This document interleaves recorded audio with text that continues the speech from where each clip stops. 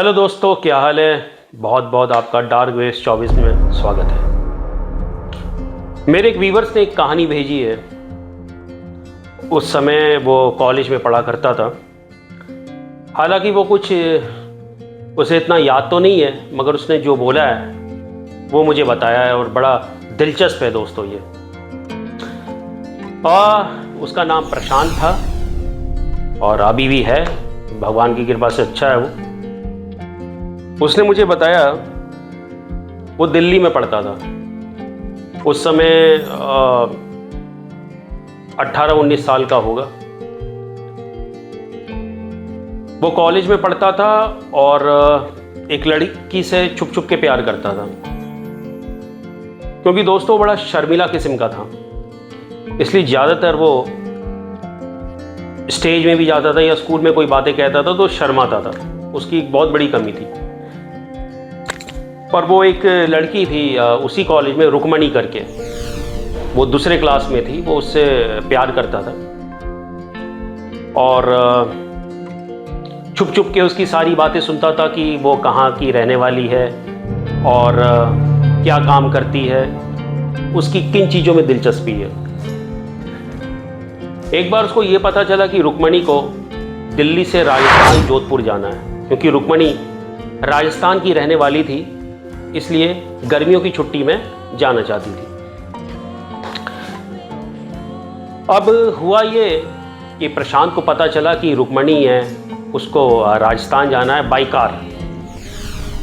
तो उसके पास कार तो थी प्रशांत के पास, तो वो नकली कैब ड्राइवर बन गया और अपनी प्राइवेट कार लेके आ गया रुक्मणी के पास। और उसने उसके हॉस्टल में सर्च किया और रुक्मणी उससे मिलने आई।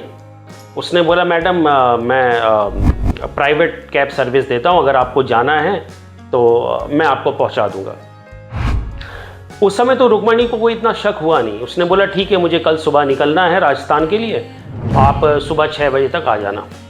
रुक्मणी तैयार होके सुबह 6 बजे कैब का इंतज़ार करने लगी। प्रशांत ठीक वक्त 6 बजे आ गया और रुक्मणी से बोला, आइए अब मैं आपको आपके मंजिल तक पहुँचा दूँ।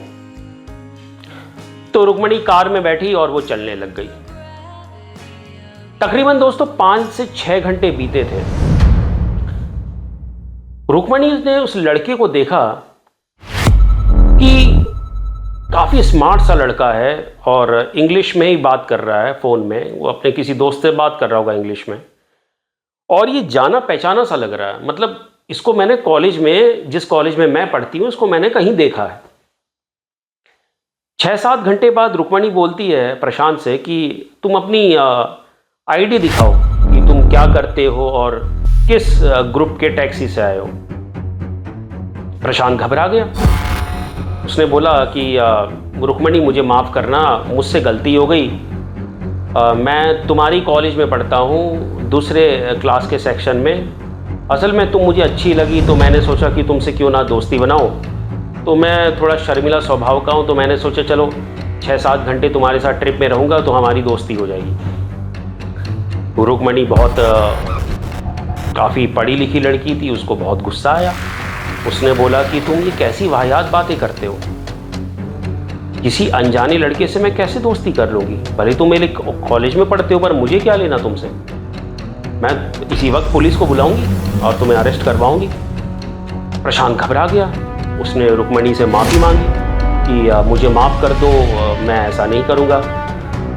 तो रुक्मणी ने सोचा कि चलो अब तो हम चले ही हैं सफ़र में, ये मुझे जोधपुर पहुँचा देगा। बातों बातों में अंधेरा हो गया और अचानक प्रशांत की गाड़ी खराब हो गई। गाड़ी खराब होते ही रुक्मणी डर गई। उसने बोला, अरे ये कौन सी जगह है, मैं राजस्थान में किस जगह खड़ी हूँ, मुझे खुद नहीं पता। क्योंकि आपने देखा होगा दोस्तों कि राजस्थान में बड़े बड़े किले हैं और कुछ पहाड़ चट्टान टाइप की है, तो रात में पता नहीं चलता कि आदमी किस जगह खड़ा है।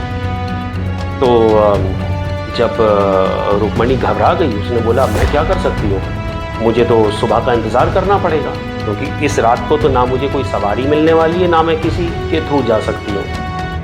प्रशांत भी घबरा गया, क्योंकि जो भी था दोस्तों, आखिर वो एक कॉलेज का अच्छा लड़का था।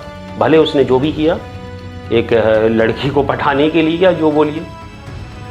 अब क्या हुआ कि रात ज़्यादा हो गई और तकरीबन 11:30 बज गए हैं। तो उन्हें ये पता नहीं था कि कौन सी जगह है। उनने देखा कि सामने एक बड़ा सा किला है और उसमें काफ़ी अंधेरा था, मगर बीच बीच में कुछ हल्की फुल्की सी रोशनी जल रही थी जो अगल बगल के गांवों से आ रही थी। रुक्मणी प्रशांत के साथ उसी किले में अंदर चली गई और उसने बोला कि तुम्हारे पास कुछ खाने पीने का सामान है? रुक्मणी बोली, मेरे पास है खाने पीने का सामान। उसने आग जलाई और खाना पीना थोड़ा बहुत शुरू कर दिया। अब गर्मी का मौसम था, अचानक उन्हें सर्दी लगने लग गई। रुक्मणी को भी काफ़ी ठंड लगी। उसने बोली, ये तो जून का महीना है और इतनी ठंड कैसे बढ़ गई यहाँ पे? अचानक होता क्या है कि उस किले में